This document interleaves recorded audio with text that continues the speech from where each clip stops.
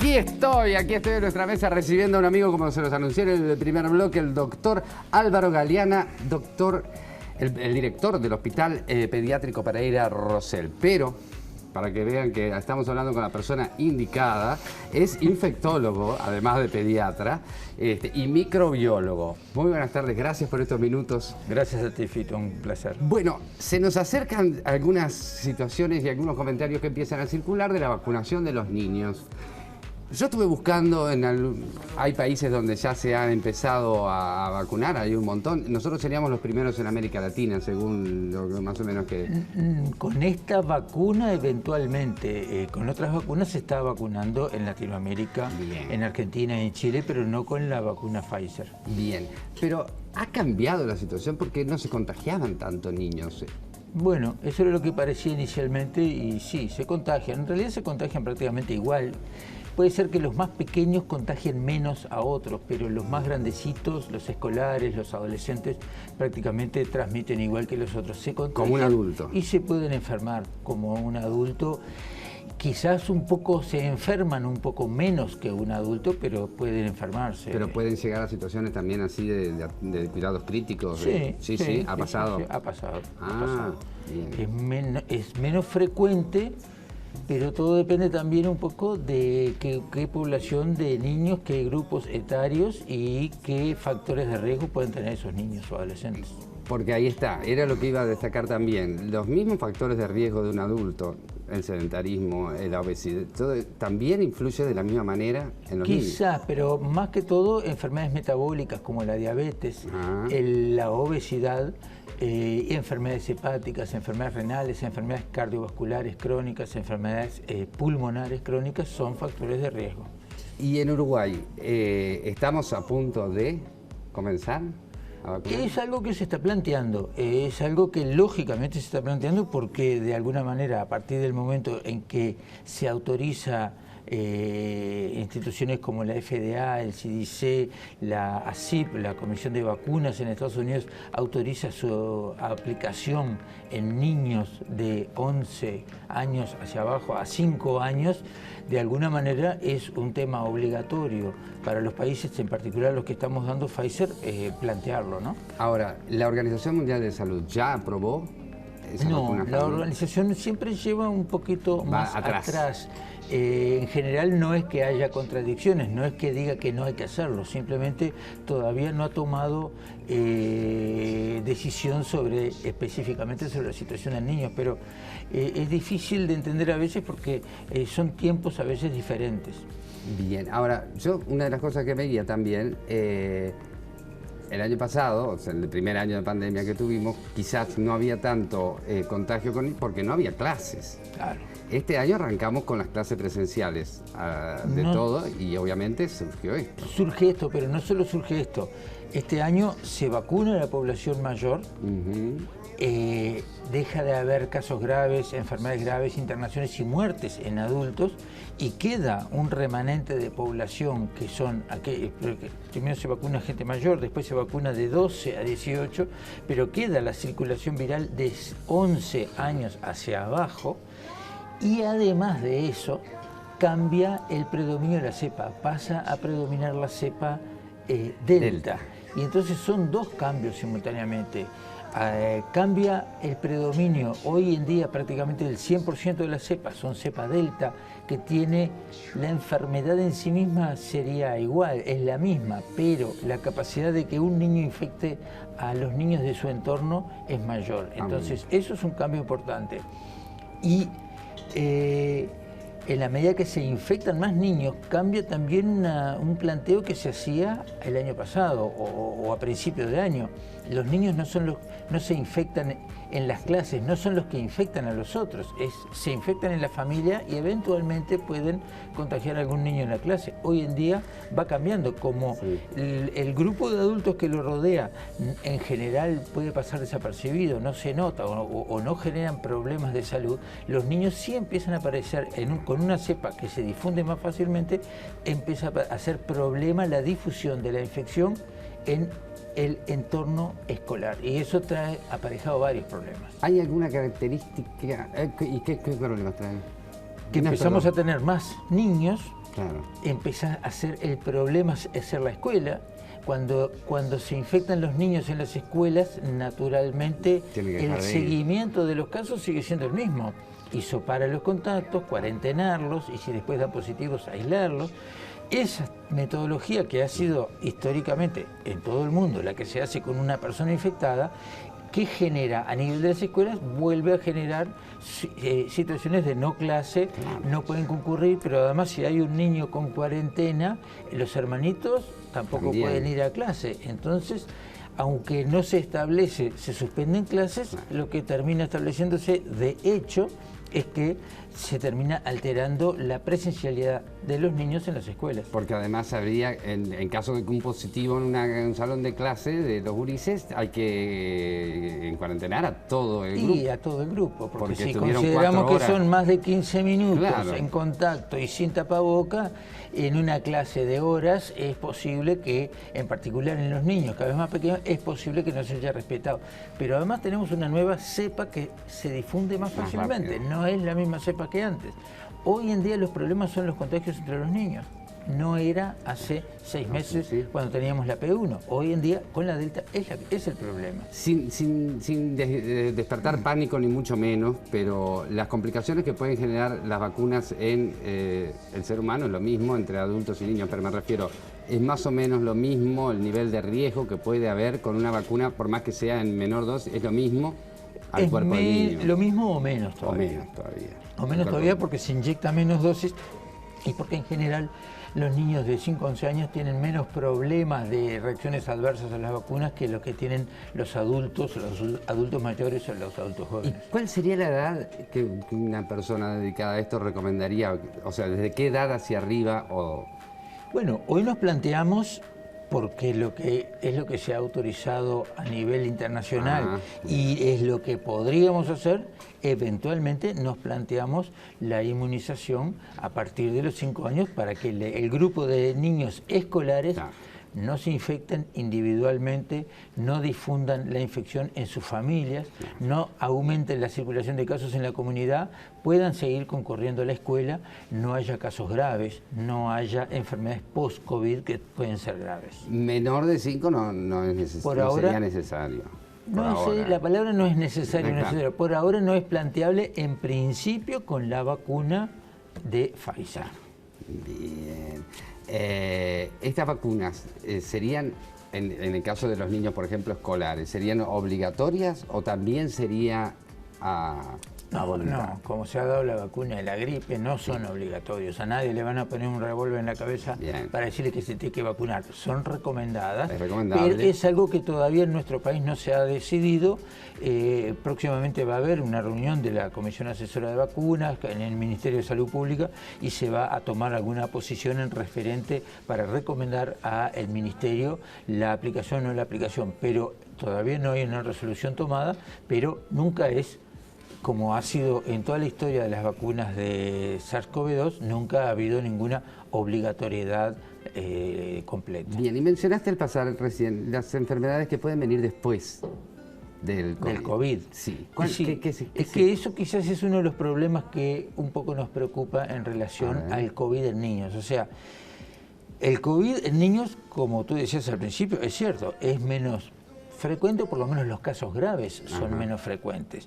Ya después, si empezamos con población de riesgo, obesidad, diabetes, enfermedades renales, hepáticas, respiratorias, cardiovasculares o neurológicas problemáticas, esos niños son los que en general cuando han terminado internados son niños que además de tener el COVID tenían una razón aparte.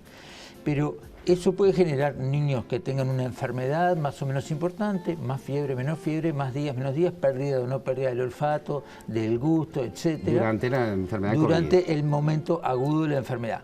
Algunos de ellos pueden tener, que a veces son cifras relativamente importantes, pueden tener lo que se llama el COVID largo o síndrome long COVID, que es esa sintomatología que pasa más tiempo. Normalmente demora 4 o 5 días, que niños pasen 15 días, un mes, 2 meses y sigan teniendo la fatiga, la dificultad a veces respiratoria, los cuadros de tos, los cuadros de malestar general. Eso es el long COVID o COVID largo y eso puede verse en los niños y adolescentes. Pero Independientemente de eso, Sí. independientemente de los factores de riesgo que pueda tener un niño para tener una enfermedad más o menos grave, aún en niños con infecciones asintomáticas, se puede ver 2 a 4 a 6 semanas posteriores a haber presentado el COVID, lo que se llama el síndrome post-COVID, elementos de lo que se llama el síndrome inflamatorio multisistémico vinculado al COVID. Es una enfermedad inflamatoria, en criollo es una enfermedad en general febril, más o menos grave, con mal estado general del niño, que motiva muchas veces ingreso en la unidad de cuidados intensivos, con compromiso cardíaco, con compromiso hepático, con compromiso renal, con un desencadenamiento de una muy importante enfermedad inflamatoria o autoinflamatoria de ese niño, que motiva que haya que administrarle corticoides intravenosos en dosis extremadamente altas y rápido, a veces gamma globulina también, control cardíaco. Empezó describiéndose como una enfermedad similar al Kawasaki o enfermedad de Kawasaki, que es una enfermedad cardíaca que se puede ver en los niños con fiebre y falla cardíaca. Bueno, eso se ha visto símil Kawasaki en los niños, que aparece no como un episodio, en general no es un episodio vinculado a la enfermedad aguda, COVID, sino que aparece 2 a 4 semanas o 6 semanas después de haberlo tenido. Y la peculiaridad que tiene es que además los niños no tienen por qué haber tenido un COVID evidente, claro, y pudo haber pasado desapercibido. Solo te das cuenta porque le haces anticuerpos y te das cuenta que el chiquilín tiene anticuerpos para el COVID y está desarrollando una enfermedad febril con compromiso cardíaco, y eso es lo que orienta a que estés frente a ese caso. No fallecen estos niños habitualmente, pero son niños graves que requieren una semana de CTI y una actuación rápida y difícil de diagnóstico, internados a veces con trastornos de la coagulación, con trastornos eléctricos cardíacos. Son pacientes serios que no están en un CTI de niños porque por si acaso, están en un CTI de niños porque son pacientes relativamente graves y merecen un CTI. ¿A los adultos también le pasa eso? Adultos pasa, adolescentes jóvenes pasa, adultos puede pasar, es menos frecuente. Un adulto se muere por COVID cuando tiene una enfermedad respiratoria grave, severa, progresiva, que aparece 15 a 20 días después y que no termina de mejorar, también muchas veces vinculado a la respuesta inmunitaria excesiva, pero esta es más en agudo. Esto es más, de alguna manera, más como maquiavélico. El chiquilín pasa desapercibido cuando tiene la enfermedad, pero 2 semanas después, aunque nadie se haya enterado que tuvo o hubo en un contexto familiar, la madre, uno de los niños tuvo COVID, bueno, sí, deben haber tenido, no nos preocupamos mucho porque ya están bien, no tienen fiebre, no pasa más nada, pero 15 días después, aún el niño que fue prácticamente asintomático desarrolla esta enfermedad. Es poco frecuente, es un poco grave y es también una de las causas que uno pone a favor de eventualmente vacunar a los niños. Era lo que te iba a decir. Y además predomina, justamente esta enfermedad predomina, es quizás más grave en los niños de 12, 13, 14 años, pero predomina en número, aunque no sea tan grave, en los niños de 5 a 11 años. Bien, ¿y la vacuna puede ayudar a que no se genere también ese cuadro posterior? Porque cuando se administra la vacuna favorece a que no exista la enfermedad síndrome inflamatorio multisistémico post-COVID. Que es la que te puede llevar a una situación grave, obviamente, daños respiratorios. Otro sí digo, porque te vi ahora cuando te saludé antes de cámara, que la gente, tú estabas con el tapabocas como corresponde, igual que todos acá, yo simplemente por el maquillaje, pero me ha pasado en estos días de concurrir a entrevistas de radio, a lugares donde hay gente, donde me dicen, sacate el tapabocas, y que no les agrada incluso que me lo deje, porque yo me lo dejo. Claro, pero no hay como una sensación en la sociedad de, ya pasó, no usemos, no nos prevengamos del... Lamentablemente pasa eso y es un problema porque sigue siendo una infección de transmisión respiratoria por gotitas o... por la respiración más que por gotitas, o sea, es todavía más microscópico, menos, y realmente con un predominio, como tenemos en este momento, de una cepa que es fácilmente difusible, y cuando muchas personas de repente todavía no han recibido su tercera dosis para reforzar la inmunidad, que es la tercera dosis que se da 6 meses después de haber recibido las 2 primeras dosis, es posible que te enfermes. Si te enfermas seguramente no vas a tener una enfermedad grave, pero podés difundir más la enfermedad. Y acordate que uno siempre no vive en el contexto de que estamos todos perfectos de salud.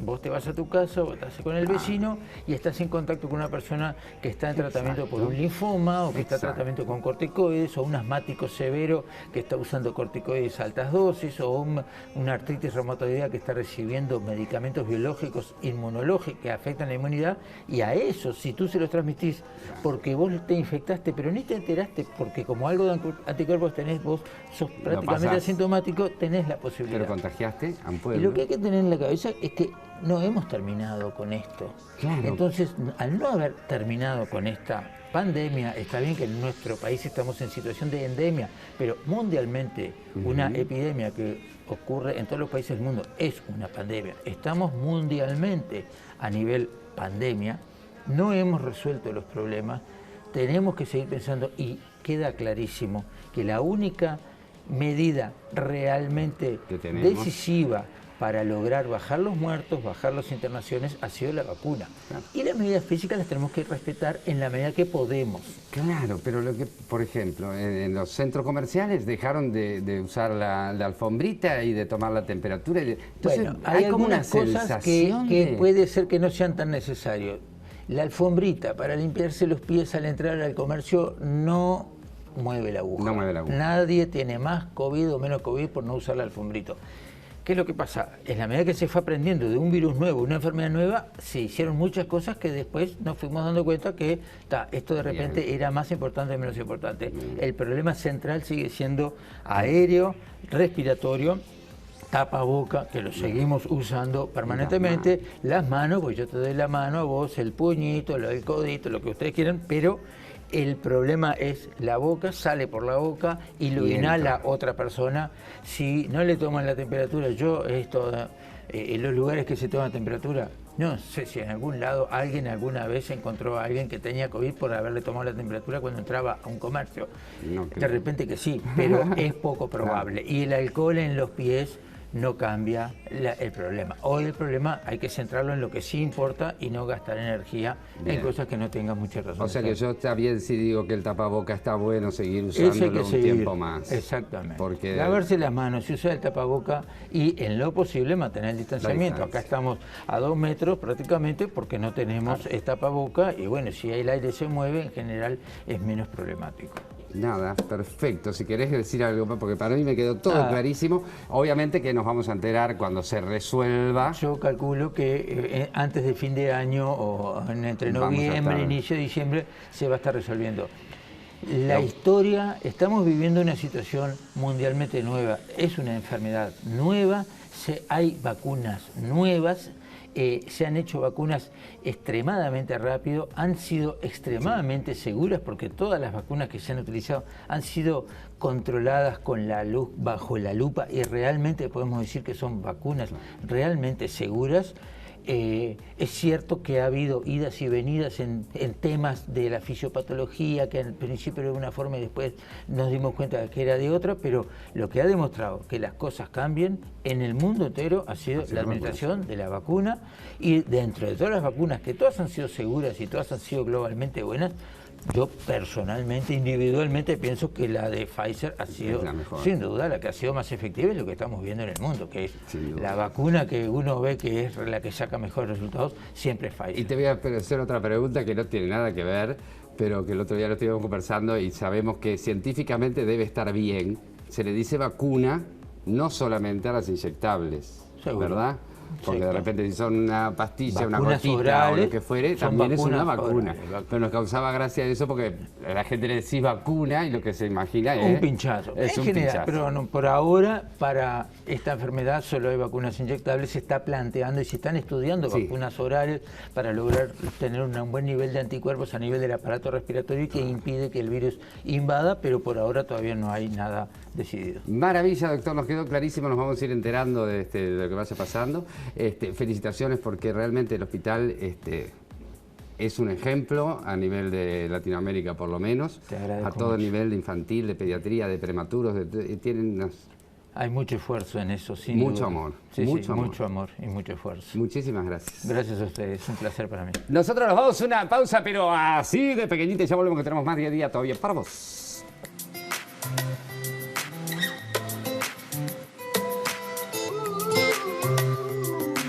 When she was just a girl, she expected the world, but it flew away from her reach. So she ran away in her sleep, dreamed of paradise,